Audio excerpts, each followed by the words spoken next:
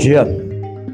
Eu vou fazer aqui mais uma apresentação do que está acontecendo hoje, para que todos possam aí compreender os passos de hoje seguintes. Hoje aqui nós inauguramos a primeira reunião virtual da força-tarefa do G20.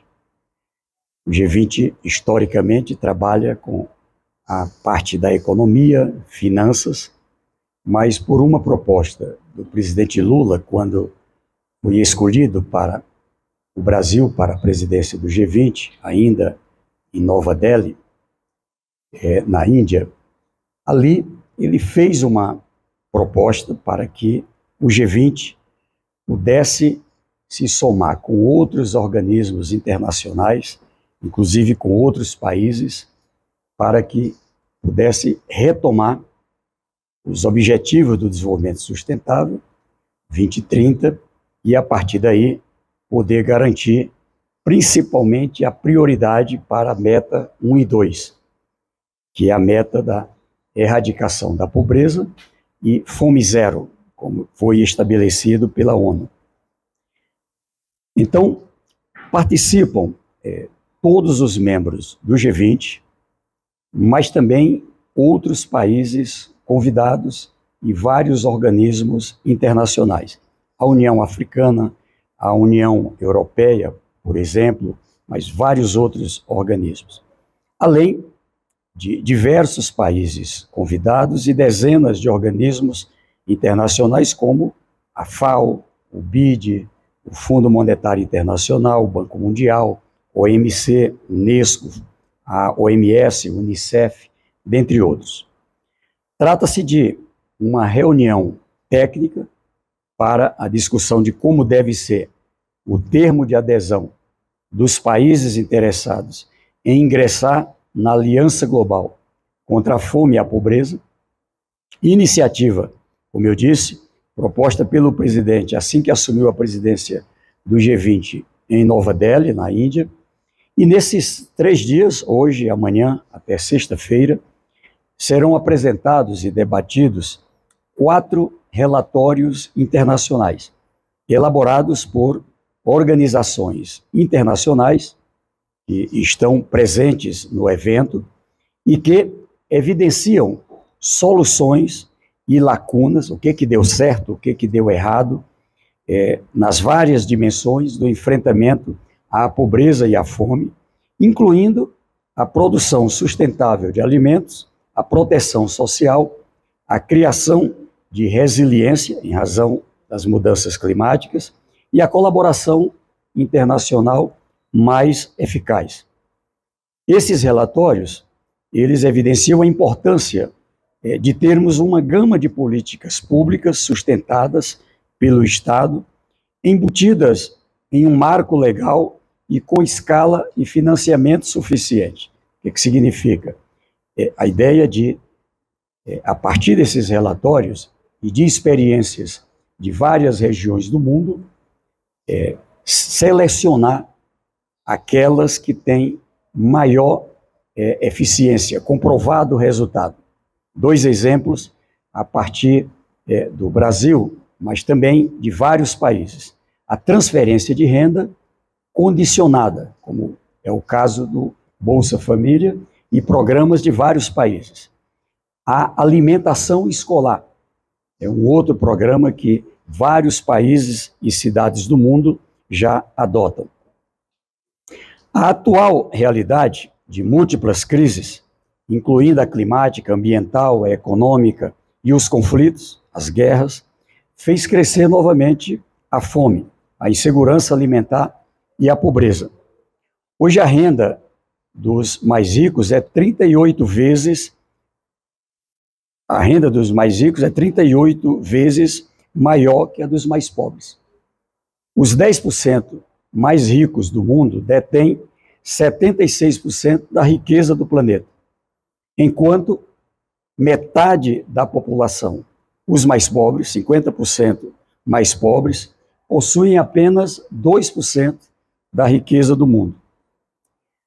Segundo a FAO, Fundo da Alimentação da ONU, cerca de 735 milhões de pessoas no mundo, crianças, idosos, mulheres, em 2022, estavam passando fome. Em um planeta que produz amplamente a comida necessária para o sustento de todos e de todas. Reconhecemos que não cabe a esta força-tarefa, eu fiz questão de frisar, e outros membros que falaram também, hoje pela manhã, não cabe a esta força-tarefa abordar todas as frentes, não é, possíveis, todos os fatores desencadeantes da pobreza e da fome. Há muitos fóruns, e nós não queremos aqui substituir esses outros fóruns, e iniciativas trabalhando nisso. Por exemplo, a parte ambiental, e assim outras áreas. Reconhecemos isto, porém identificamos uma abordagem que, se bem trabalhada, pode ter um impacto tremendo na vida dos mais pobres e mais vulneráveis. A ação decisiva do Estado em seu favor, com políticas bem direcionadas e bem financiadas. Como diz o nosso presidente Lula, trata-se de colocar o pobre no orçamento e o rico no imposto de renda. Eu disse agora na reunião, é fácil? Não é. Mas é preciso, como ele diz, esse esforço, não é, de quem já tem uma condição de país mais desenvolvido e também de empresas, enfim, para que a gente possa alcançar resultados positivos. A exemplo de outros países, a nossa experiência no Brasil mostra o impacto na implementação de boas políticas públicas contra a fome e a pobreza. Quando tivemos uma boa gama de programas interligados, com a participação e controle social, conseguimos vencer a fome e reduzimos a pobreza abaixo da metade. Isso iniciado ali em 2003, com resultados comprovados ali de 2014 até por volta de 2017. Em anos recentes, quando esses programas foram desvirtuados, eliminados ou deteriorados, a fome voltou e a pobreza cresceu.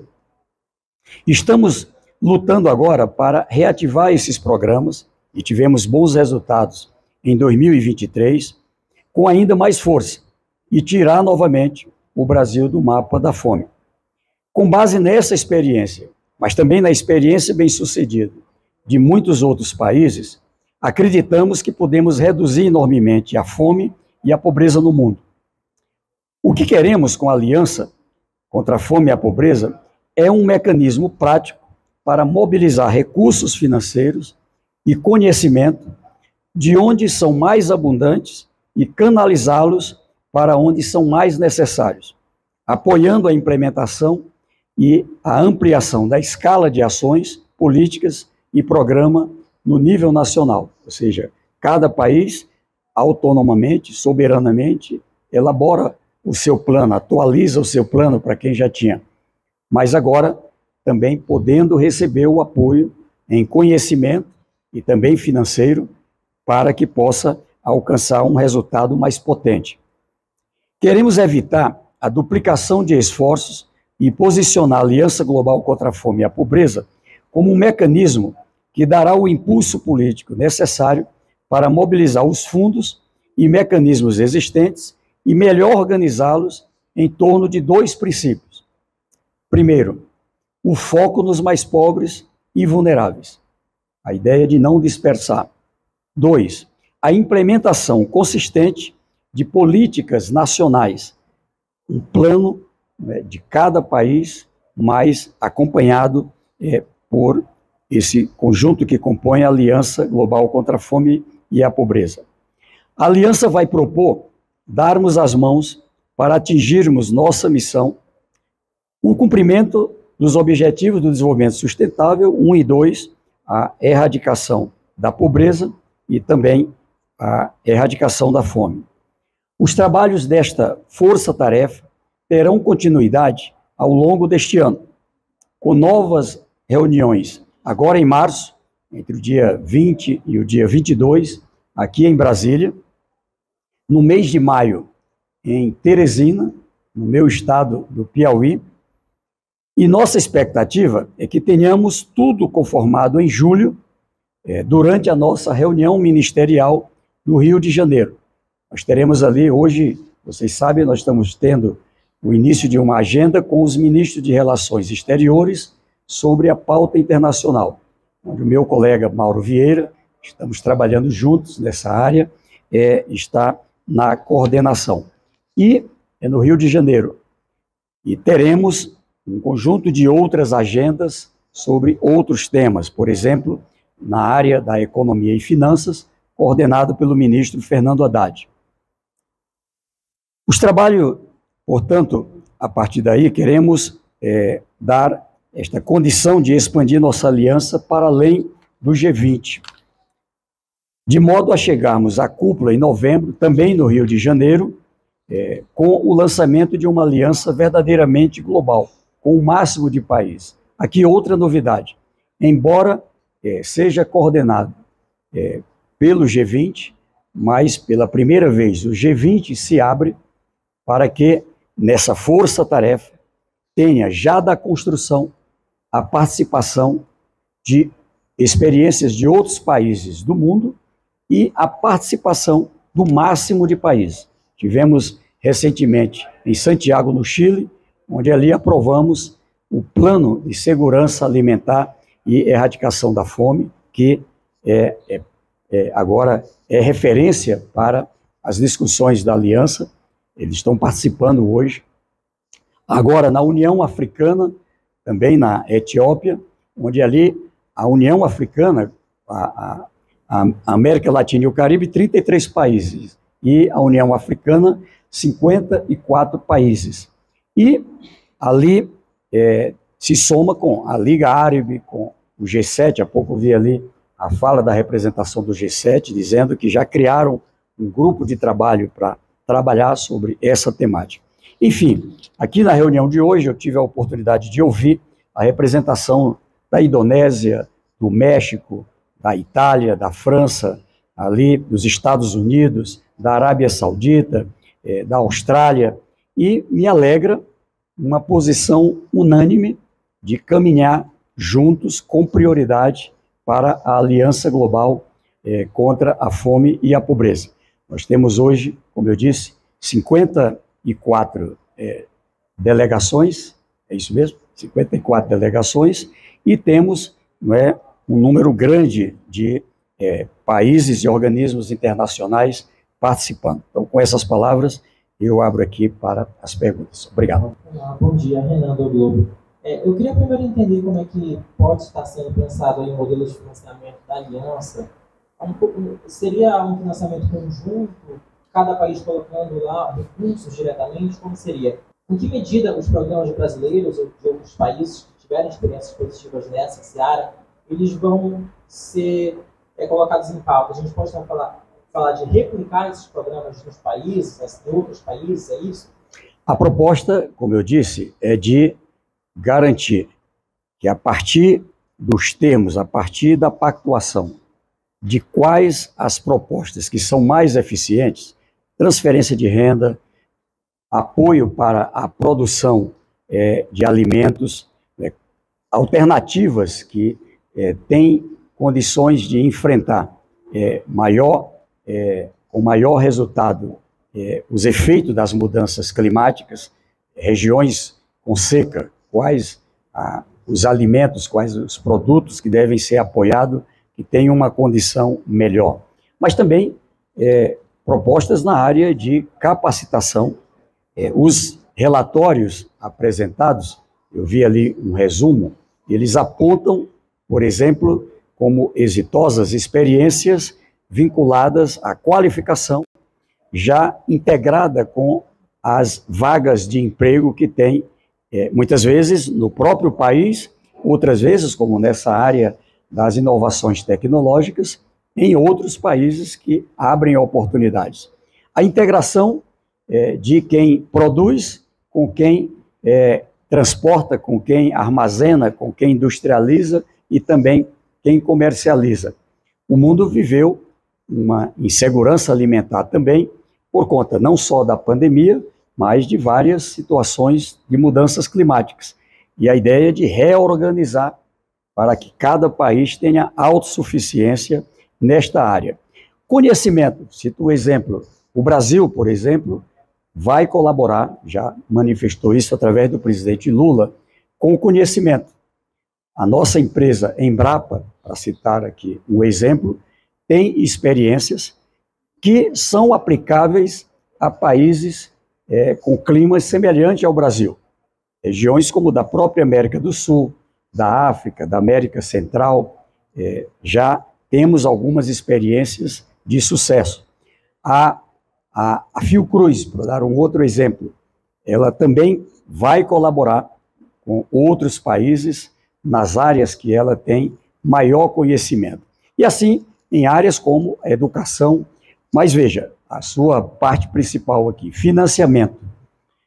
Nos estudos apresentados, foi estimado que, pelos levantamentos desses organismos internacionais, a avaliação é que seriam necessários cerca de 79 bilhões de dólares por ano para que seja possível uma maior eficiência para alcançar o objetivo de tirar pessoas do mapa da fome e reduzir a pobreza até 2030. Ou seja, cada país faz o seu plano, esse plano leva em conta essa cesta de alternativas pactuadas, esse é um ponto que caminha fortemente para um consenso, e a ideia é que ali tenha também um sistema de apoio técnico, de acompanhamento para alcançar os resultados.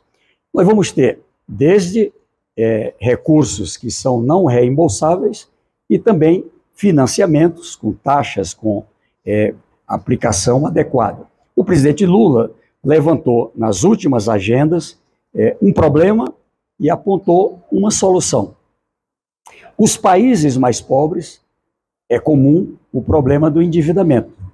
Agora mesmo estivemos na reunião da União Africana e lá foi dito que estes países, eles consolidando todas as dívidas, chega a 850 bilhões de dólares, com Banco Mundial, Fundo Monetário Internacional, com vários organismos financeiros. E a proposta é que esse recurso, ele possa, após o pagamento, retornar para o país sob a forma de investimentos em infraestrutura, em educação, em saúde, a partir de experiências que o mundo reconhece, tem efetividade, tem grande resultado. E é claro, também outros países, eles podem fazer o seu plano, mas querem ajudar e não têm a condição de ajudar. Então, é possível também aporte para um determinado país que, ali com a sua experiência em alguma área, tecnologias, energias, várias áreas, possam ali apoiar outros países que precisam daquele conhecimento para a superação da pobreza e da fome. Eu queria entender se, a partir da aliança e de toda essa discussão técnica, se pretende extrair algum tipo de meta coletiva, seja de resultado, seja de quanto que vai se levantar, tanto em termos de doações quanto de financiamentos, né?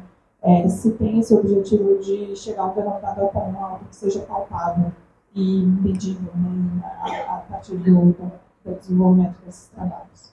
Sim.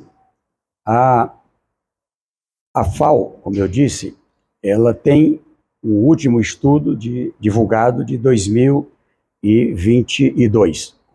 O mundo acumulando 735 milhões de pessoas na situação de fome, na situação que já, inclusive, ameaça a vida. A meta é que possamos chegar em 2030 próximo de zero, o mais próximo possível de zero. A meta é fome zero. A própria FAO trabalha que o indicador fazer com que cada país alcance abaixo de 2,5% da população no mapa da fome. Deve divulgar agora em julho o mapa da fome de 2023. O que evoluímos? Então, um país como o Brasil, nós encontramos com 33 milhões de pessoas passando fome. E agora, trabalhamos 2023 para a redução. Não sabemos ainda o patamar, mas tivemos redução. A meta também, hoje foi apresentado por vários países, começar a partir de onde a situação, vamos dizer assim, é mais, vamos dizer assim, chocante. Crianças que estão desnutridas, que passam fome, idosos, pessoas com deficiência, que nem muitas vezes condição tem de ir atrás de alimentos, ou seja, mas é o plano de cada país que, ao apresentar, gera uma consolidação com uma meta anualizada. E o que a Aliança Global contra a Fome e a Pobreza também inova é de poder integrar todas as áreas que trabalham com esse tema para que ali se tenha uma eficiência, um acompanhamento, que permite, inclusive, cada país ter ali uma noção dos seus resultados e direcionar eventuais alterações adequadas a esses resultados. A mesma coisa em relação à pobreza, ou seja, tirar da fome e também reduzir a pobreza. Meta anual com o objetivo de alcançar resultados em 2030. Problema. Esse já existe, aliás, não é nem problema, é um fato. Não é criar um novo fórum. O fórum é a ONU. É ele que une todos os países. E o acordo também, ele já foi aprovado em 2015, quando o mundo aprovou os 17 Objetivos do Desenvolvimento Sustentável. Aqui, o presidente Lula coloca o G20 como um parceiro destacado, se somando com outros esforços para alcançar os resultados. Porque qual é o problema? Quando foi lançado, a gente tinha cerca de 600 milhões de pessoas no mapa da fome. E ela foi crescer. Ela vinha em queda e terminou a partir de 2017, antes da pandemia, para a gente compreender, voltou a ter crescimento. Então, no momento em que o mundo, com tecnologias, com maior produtividade, alcança suficiência em produção de alimentos. Então, o que eu digo é que, sim, teremos não só uma meta a partir do plano de cada país, consolidado e acompanhado por esses organismos internacionais e até 2030 acompanhando os resultados. Quem que alcançou o resultado positivo, quem que alcançou o resultado negativo, e aí o esforço para que os países mais desenvolvidos possam apoiar os países em desenvolvimento. Ministro Diana da Folha de novo, queria um comentário do senhor sobre todos esses acontecimentos recentes. Se tem algum receio de que todo esse ruído gerado pela declaração do presidente Lula sobre a guerra em Gaza gere algum tipo de ruído em todas essas negociações, né? E o que o senhor avalia da declaração do presidente Lula? Eu digo que há uma maturidade, uma compreensão suficiente de que os problemas localizados não vão interferir em algo maior, que é a construção dessa aliança contra a fome e a pobreza. A maior prova disso é a presença de todos os delegados e delegadas previstos nesse evento de hoje, a partir de hoje até sexta-feira, o Brasil participando aqui de Brasília, e da mesma forma no evento com a área dos ministros, os Sherpas, de relações exteriores. Eu digo que o mundo compreende que aqui se trata de um compromisso humanitário que o objetivo seja colocado na prioridade das prioridades de todos os países. Não é razoável que uma civilização do século XXI aceite com naturalidade pessoas que hoje não têm o que almoçar, jantar e nem perspectiva do amanhã. Num país que também tem as condições de recursos financeiros com suficiência para ajudar nestes resultados. Estamos falando de um plano, vamos dizer assim, fora de qualquer parâmetro. Por isso, eu acredito que nós vamos, tanto nas agendas de hoje, as de março e todas as outras, nós teremos também vários fóruns internacionais que também estão em cada região do mundo lidando sobre o tema e o objetivo é ganhar o máximo de países para adesão à Aliança Global contra a Fome e a Pobreza. Ela hoje já não é mais uma proposta só do Brasil, ela é uma proposta do G20, já com apoio de vários outros fóruns internacionais, várias instituições internacionais, e por isso eu estou bastante esperançoso de bons resultados. Obrigado, ministro. Acho que o próprio Palácio já informou, não é? Eu estive acompanhando esta agenda. É grave a situação que nós temos nesse instante, não é? Inclusive da nossa parte, pelo Ministério do Desenvolvimento Social, a preocupação com o atendimento de alimentos. Teve uma pactuação primeira, estabelecendo um corredor que, a partir do Egito, levava 2 horas para chegar com alimentos, medicamentos, vários insumos que são água, que são necessários, e se fez uma alteração e agora leva 10 horas. Então, acho que todos acompanharam, uma equipe de médicos voluntários da França que esteve ajudando lá nesta região, fez um relato da situação de risco de vida mesmo, não mais só pela guerra, mas por conta da falta, né, de produtos básicos ali, de crianças, mulheres, idosos, ou seja, pessoas que têm um risco muito grande. E acredito que está correta a posição do presidente, claro. De um lado, o presidente Lula teve a coragem de tratar como um ato terrorista, um ato violento do Hamas contra Israel, que levou à morte de várias pessoas de Israel.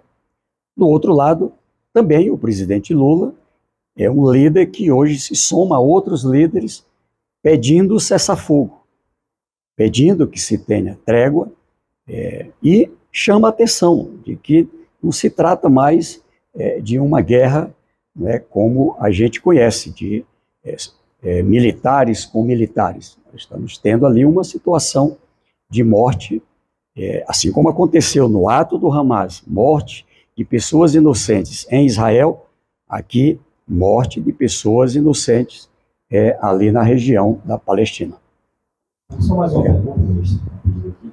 Em relação à produção, por exemplo, voltando à questão de alimentos, a produção de monoculturas, como soja, em detrimento à produção de outros itens alimentícios, e também restrições comerciais. O que o G20, o que o Brasil está propondo para garantir a segurança alimentar e nutricional? Olha, hoje no debate, e é bom compreender, esse entendimento começa hoje, com equipes representativas dos países do G20, países convidados, as várias organizações em todos os continentes e também com a presença de organismos internacionais. Pois bem, hoje foi levantado como prioridade a temática da alimentação saudável. Ou seja, na pactuação, a segurança alimentar, a total prioridade para a alimentação saudável. Da mesma forma, a importância do apoio, principalmente aos pequenos e médios produtores. E ainda da inovação tecnológica como um fator que poderá impactar positivamente com produção de alimentos nas próprias regiões que precisam de alimentos. Um exemplo concreto foi citado, experiências na África, em que é possível multiplicar por 4, 5 vezes a produção de alimentos apenas com a tecnologia. Sair da enxada, muitas vezes do arado de madeira ou equipamentos rústicos, para pequenos tratores, para o cuidado, na correção do solo, e com isso garante a condição de suficiência alimentar ali naquela região, onde famílias produzem a sua alimentação e outras que produzem para o sustento da sua família e também já como um fator de renda para a comercialização. Nesse aspecto, países como o Brasil, mas também reconhecemos a experiência em outras regiões do mundo, têm ali bons resultados. Essa integração da alimentação escolar com a agricultura familiar, a produção de alimentos voltado para ter o apoio da parte de governos e do setor privado na hora da comercialização. Foi citado, me parece que pelo representante do G7, a importância de, nesse trabalho, além do apoio para a produção, resolver até a comercialização, com beneficiamento, com essa preocupação de alimento saudável ou não, porque é uma das dificuldades que os relatórios apontam dos mais pobres, até que muitas vezes consegue produzir, mas tem dificuldade na hora da comercialização. Ok, obrigado. A assessoria de comunicação do MDS fica à disposição para passar qualquer informação adicional para vocês, se vocês precisarem. Tá? Obrigado, gente. Agradeço. Obrigado.